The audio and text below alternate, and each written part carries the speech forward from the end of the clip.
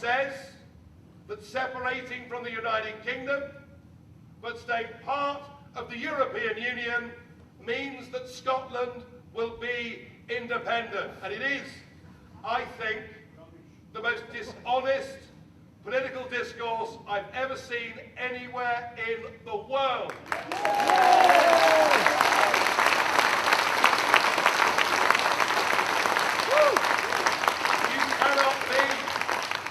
You cannot be independent if you're governed from the European Court of Justice.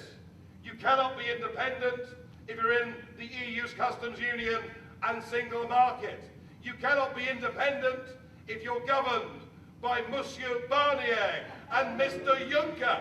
You can't be independent. And I think this myth needs to be exposed. There are maybe as many as 30% of SNP voters that do not want to be part of the European Union. And I would say to those voters, even though I'm very much a unionist, but I would say to those voters, unless we get Brexit, you cannot really have an intelligent debate about Scotland's future.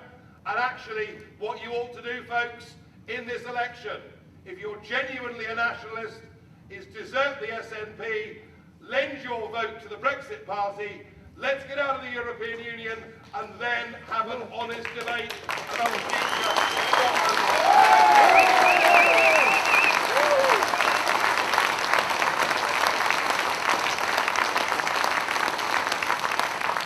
It has been my great privilege to be back here in Edinburgh today. I notice that the howling mob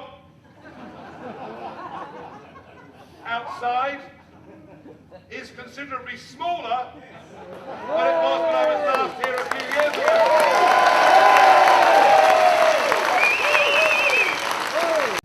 There is a ruling class of politicians and political parties who genuinely believe that they know better what's good for us than we do in our own judgments. When they say that we didn't know what we voted for in the referendum, what they mean is we're frankly too stupid, too ignorant to have been given that choice in the first place.